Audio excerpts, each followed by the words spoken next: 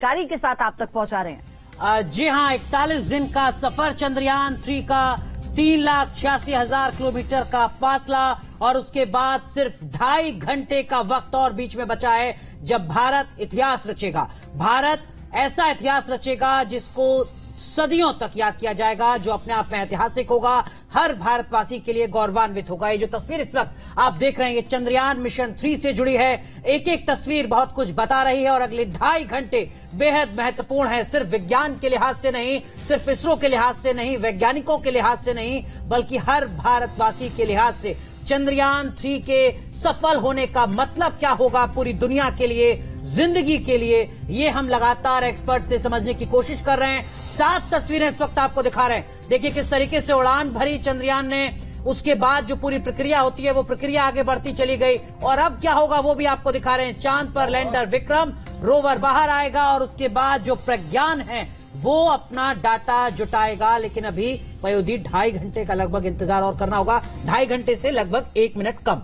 और यही कारण है कि देश के अलग अलग हिस्सों में फिर चाहे बड़े बड़े मंदिर हों या फिर अनुष्ठान किए जा रहे हैं, पूजा प्रार्थना की जा रही है। महाकाल में चाहे भगवान भोलेनाथ के आगे नतमस्तक करना हो या फिर यज्ञ करके इस बात की कामना करना हो कि ये जो सॉफ्ट लैंडिंग की बात कही जा रही है ये सफल हो जाए। और हम आपको ये भी बता देना चाहते हैं कि जो न्यूज नेशन पर आज हमारे साथ पैनल है, बहुत ही सरल भाषा में आपको हर एक आज के मोमेंट के बारे में बताने वाला है। बिल्कुल, तो देखिए खास पैनल हमारे साथ यहाँ स्टूडियो में है, बाहर से तमाम खास मेहमान हैं और हमारी सहयोगी पिनाज त्यागी इस वक्त इसरो में उसी सेंटर पर मौजूद हैं जो सेंटर इतिहास का गवाह बनने जा रहा है। Pinaz, over to you. बिल्कुल, और यहाँ पर बता दूं कि इतिहास रचने की तैयारी हिंदुस्तान कर रहा है और अभी ऑटो जो सीक्वेंसिंग है लैंडिंग की, वो पैरामीटर्स जो हैं लॉक हो चुके हैं, यानी कि जो ऑटो लैंडिंग सीक्वेंसी है वो स्टार्ट हो चुकी है। और अब इसी के साथ आपको बता दें 5:44 वो वक्त होगा जब चांद की धरती, चांद की सतह पर उतरने का जो कार्यक्रम है वो शुरू होगा 5:44 से 6:04। तो यानी कि कुछ लोग कहते हैं 20 मिनट, 21 मिनट, 17 मिनट। तो ये टाइम जो है वहां पर कितना चांद का जो गुरुत्वाकर्षण बल है वो कितना खींचेगा, जब थ्रस्ट इंजन से फायर होगा तो किस तरह से उसकी ग्रेविटी पुल करेगी अर्थ की, तो उसमें जो है कुछ मीटर्स का फर्क जो है और कुछ सेकेंड्स का फर्क जो है आता है। तो इसीलिए एक टेंटेटिव टाइम जो है दिया जाता है। लेकिन मैं आपको यहाँ समझाना चाहूंगी कि यहाँ पर देखिए कि किस तरह से जो डिसेंट है, जिसको 4 स्टेजेस में जो है मूल तौर पे अनुराग बांटा गया है।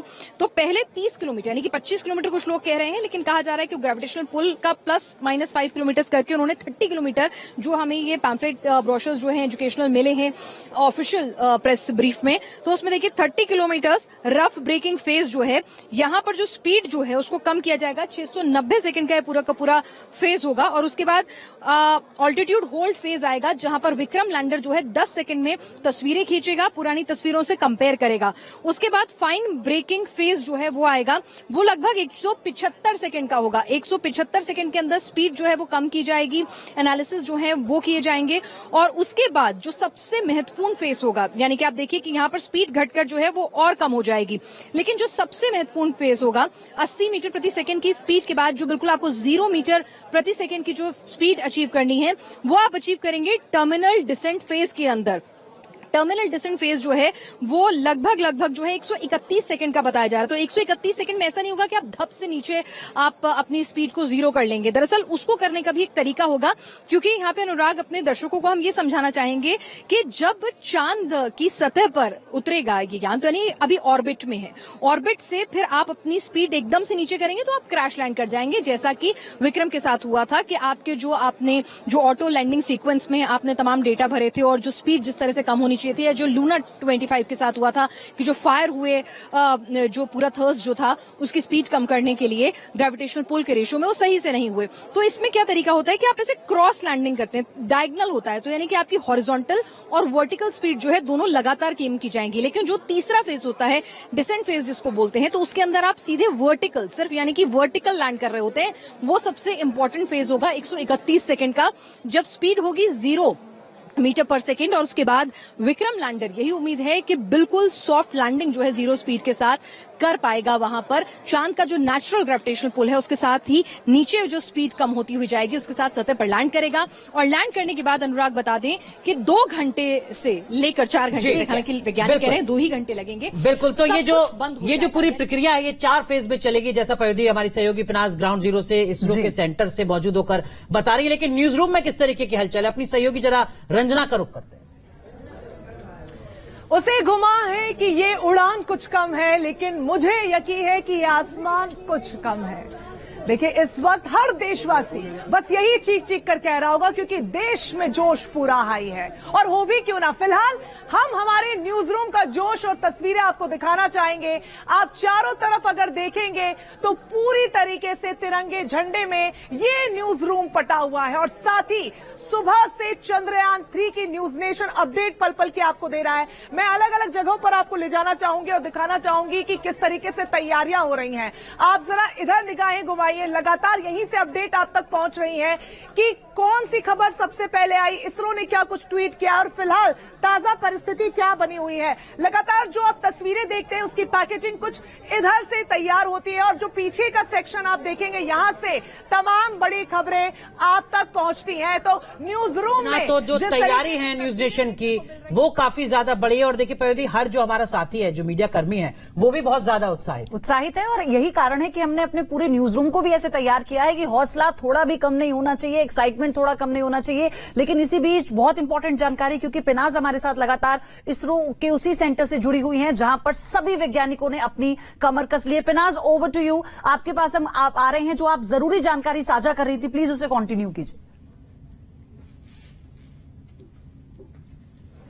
बिल्कुल, यहाँ पर पयोधी मैं आपको बताना चाहूंगी कि यहाँ पर देखिए कि तमाम इंतजाम हो चुके हैं। मीडिया जो है यहाँ पर पूरा का पूरा जो सेंटर जो है वो बनाया गया है, और यहाँ पर मीडिया सेंटर के अंदर अब तमाम लोग जो है अपनी पोजीशन ले चुके हैं। अंदर एक प्रोजेक्टर जो है, एक छोटे से लॉन के अंदर ही एक टेंट लगाया गया है, जिसमें एक प्रोजेक्टर पर जो पूरी की पूरी स्क्रीन, जो लैंडिंग का पूरा प्रक्रिया है वो 5:20 पर शुरू हो जाएगी।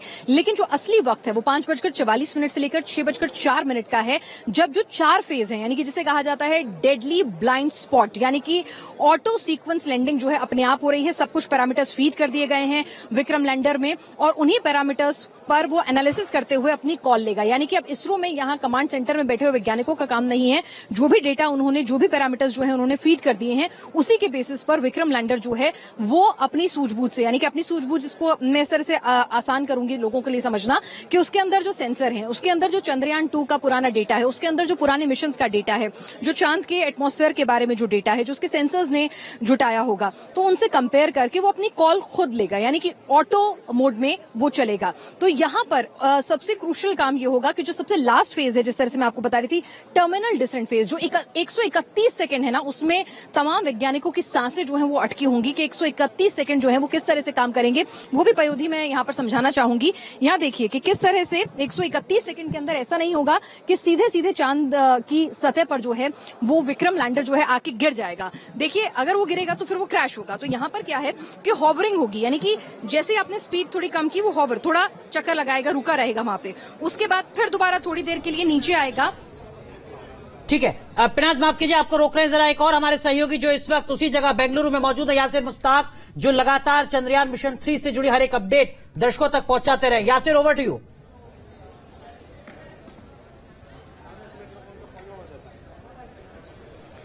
जी बिल्कुल, देखिए तैयारियां पूरी हो चुकी है। सीक्वेंस कमांड जो होती हैं मिशन के लिए, उन्हें लॉक कर दिया गया है। रात को जो है तमाम सीक्वेंस कमांड्स दी गई थी कि किस तरह से जो है आखिरी 15 मिनट को मिशन को काम करना है, वो तमाम सीक्वेंस कमांड्स अब जो है लॉक कर दी गई है। और अब 5:44 पर जैसे ही डिसेंट पॉइंट, जो कि डेजिग्नेटेड पॉइंट है जहां पर लैंडर विक्रम को पहुंचना है, वहां पर पहुंच जाएगा। उसके बाद जो है पावर डिसेंट शुरू होगा। जैसे कि पिनाज बता रही थी कि 4 फेजेस में ये पावर डिसेंट है, लेकिन जब ये 150 मीटर दूर होगा लैंडर हमारा चंद्रमा की सतह से, तो वहां पे जो है वो मुआयना करेगा। जरा पीछे तस्वीरें दिखाइए किस तरीके की तैयारियां की गई हैं, कि क्या थोड़ा सा चेंज करना है अपनी जगह को, क्या गई।